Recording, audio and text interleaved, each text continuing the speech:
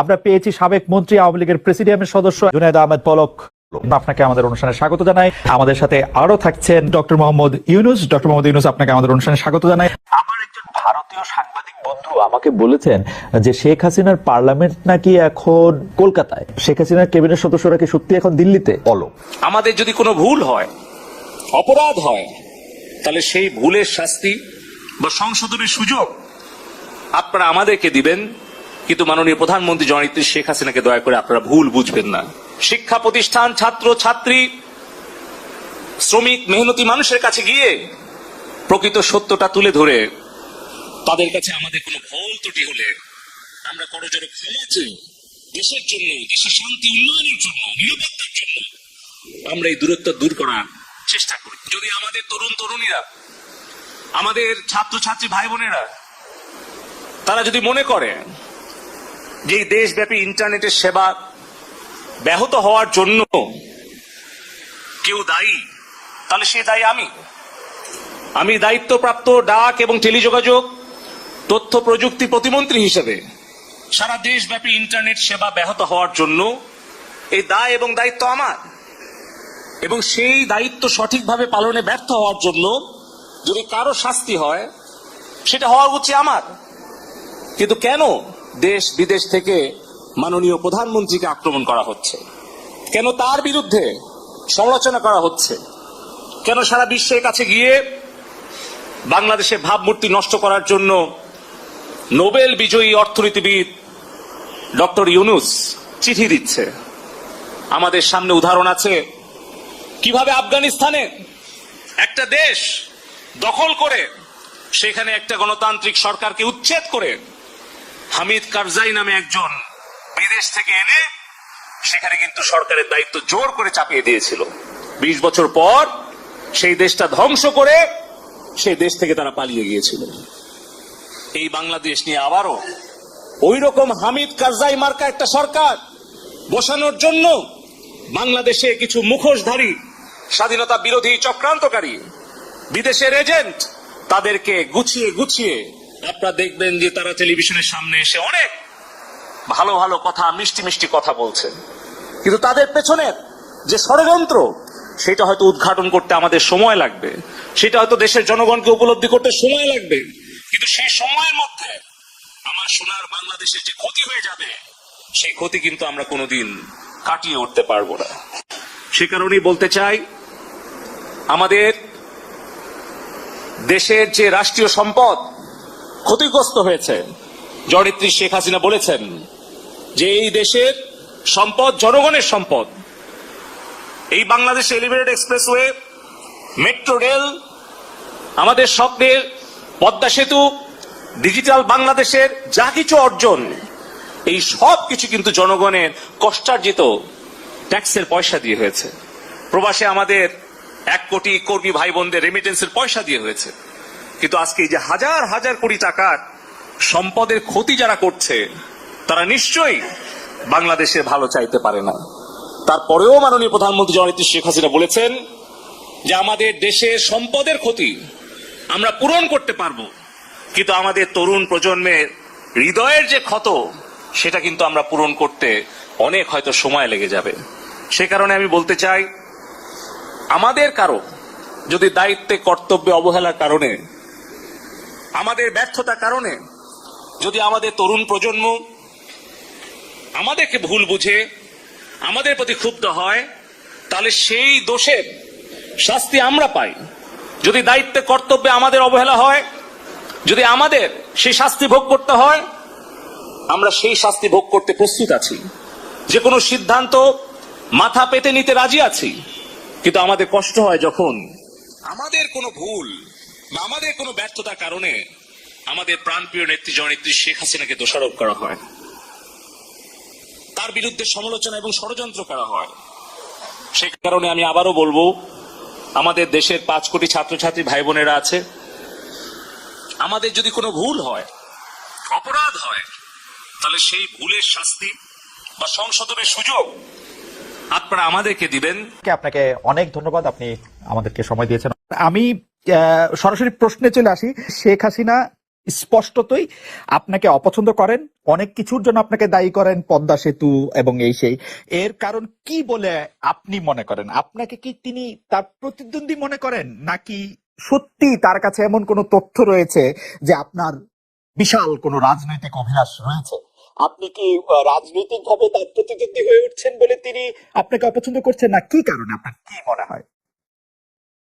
আমার মনে হয় উনি মনে করেন যে আমি দেশের সর্বোচ্চ ডাকু, সন্ত্রাসী, কিংবা আমি অপরাধী, আমি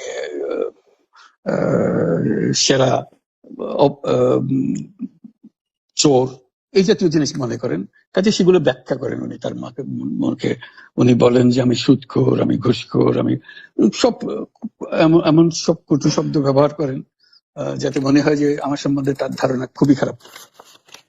কিন্তু এইটা তো এরকম ছিল না। আমরা দেখেছি যে 96 থেকে 2001 সাল পর্যন্ত নানাভাবে এই সরকারি বা আওয়ামী লীগ সরকারি আপনার সাথে, বা আপনি আওয়ামী লীগ সরকারের সাথে একসাথে কাজ করতে কোনো সমস্যা হয়নি। আপনি এইটা এইটার জায়গাটাকে একটু, ব্যাকগ্রাউন্ডটাকে আমাদের একটু বলা যাবে যে আপনার কাছে কি মনে হয় কেন এই শত্রুতার বা কেন এই অপছন্দের বিষয়টা একটু সৃষ্টি হলো বা তৈরি হলো? যেই হোক, এটা আমার তরফ থেকে হয়নি। আমি তাকে যথাযথ শ্রদ্ধা করে নিয়ে গেছিলাম আমাদের মাইক্রোক্রেডিট সামিটে ওয়াশিংটন ডিসিতে। আমাদের প্রধান অতিথি করে নিয়ে গেছি, সবাই সম্মান করেছে। কারণ এই মাইক্রোক্রেডিটটা তখন পৃথিবীর সামনে আসছে, বড় আকারে আসছে, এবং এটা বাংলাদেশের অবদান হিসেবে সবাই স্বীকৃতি দিচ্ছে। ওয়াশিংটনে দুনিয়ার সেরা যারা সবাই উপস্থিত ছিলেন, তার মধ্যে আমরা ওনাকে নিয়ে গেছিলাম এই জন্য যে বাংলাদেশের পক্ষ থেকে এই গৌরবটা যেন তিনি আমাদের পক্ষ হয়ে গ্রহণ করেন। উনিও রাজি হয়েছেন, উনিও গেছেন, করেছেন। কাজে এটা স্বাভাবিকভাবে এই সম্পর্ক থেকে যাওয়ার কথা ছিল। কিন্তু কি কারণে এটা ঘাটতি হতে আরম্ভ করলে বুঝতে পারলাম না। কিছুদিন পর থেকেই ওনার আচরণ এবং তার শব্দ পরিবর্তন হতে আরম্ভ করলো। এমন পরিবর্তন হলো, এখন আমাকে চোট বদমাইশ ছাড়া আর কোনো বিষয় উনি মনে করেন বলে মনে হয় না আমার কাছে। আসলে এটা নিয়ে কথা বলাটা একটু বিব্রতকরই, কিন্তু কেউ কেউ এটা বলে থাকেন যে বিশেষ করে যে 2007 সালে যে 111 সরকার আমরা যাকে বলি, তাদের যে বিরাজনীতিকরণের একটি চেষ্টা, সেই চেষ্টার মধ্যে আপনার অংশগ্রহণ আছে কিনা। যদিও বারবার বলা হয় যে আপনি আসলে সেই ক্ষমতাটা দখল করতে চেয়েছিলেন, অথচ আমরা উল্টা শুনেছি, আপনার মুখেও শুনেছি, যারা ওই সময় কৌশলভ ছিলেন তাদের মুখেও শুনেছি যে আপনাকে আসলে অফার করা হলো, আপনি সেটি ফিরিয়ে দিয়েছিলেন। কিন্তু কেউ কেউ আবার বলে থাকেন আপনি একটা লম্বা সময়ের জন্য চেয়েছিলেন। এইটি কি একটা কোনো কারণ হতে পারে? এই ব্যাপারটিকে আমাদের দর্শকদের জন্য মানে বা ইয়েদের জন্য একটু আপনি পরিষ্কার করবেন যে আপনি আসলে রাষ্ট্রের সর্বোচ্চ ক্ষমতায় বা রাজনীতির জায়গায়, দেশ পরিচালনায়, সেগুলিতে আপনি আসলে আসতে চেয়েছিলেন কিনা, চান কিনা? যদি চাইতাম, খালেদ, যদি চাইতাম, তখন যখন মিলিটারি আমার বাসায় এসে বসে রইলো সারা রাত আমাকে রাজি করানোর জন্য, আমি তো লুফে নিতাম। রাজি করানোর জন্য বসে থাকতে হবে কেন? আমি যদি ক্ষমতাই চাইতাম, বলে আজ চলেন চলেন, কি করতে, কি কোন জামাটা পড়তে হবে দেখিয়ে দেন, এখনই যাচ্ছি। আমি তো সেটা করিনি। তাদের সঙ্গে তর্ক করেছি, সারা রাত ধরে তর্ক করেছে যে না ভাই, আমাকে দিয়েন না, আমি এই কাজের উপযুক্ত না, আপনারা অন্য লক্ষ্য যান। তারা আমার উপরে মন ঠিক করে ফেলেছে আমাকে নিতে হবে। আমি বারে বারে বলতেছি তাদেরকে, তারা নিরাশ হয়ে ফিরে গেল, বললো যে সকালবেলা আবার আসবো, সকালবেলায় আসলে তখন আপনি আমাদেরকে বলেন যে রাজি আছেন। আমি বললাম যে না, সকালবেলা আসলে একই কথা পাবেন, কারণ আমি তো এটা এমন কিছু না যে মনের মধ্যে সন্দেহ রেখে, দ্বন্দ্ব রেখে আপনাদেরকে বলছি, অত্যন্ত পরিষ্কার ভাবে আপনাদের কাছে বলছি। ঠিক আছে, তা না হলে তো আমি সঙ্গে সঙ্গে রাজি হয়ে যেতাম। কে ছাড়ে তো আপনাকে দেশের পুরো সরকারের প্রধান হবার জন্য আহ্বান জানাচ্ছে, বাংলাদেশে এরকম কয়জন মানুষ আছে বলবো যে না, আমি এই দায়িত্ব গ্রহণ করব না।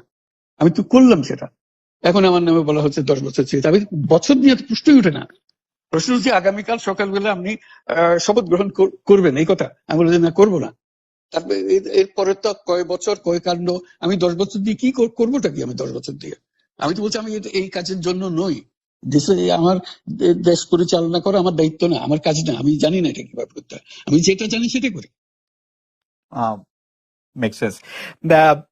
আপনার মেয়ে মনিকা ইউনুস সম্প্রতি একটি সাক্ষাৎকার দিয়েছেন সিএনএন এ।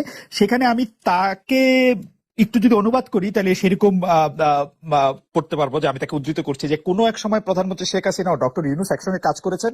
আমি আশা করি সেই সময়টা আবার ফিরে আসুক, শুধু গ্রামীণ কিংবা সংশ্লিষ্ট সব প্রতিষ্ঠানগুলোর ভালোর জন্যই নয়। যদি তারা আবারও একসঙ্গে কাজ করেন তাহলে সেটা চমৎকার হবে।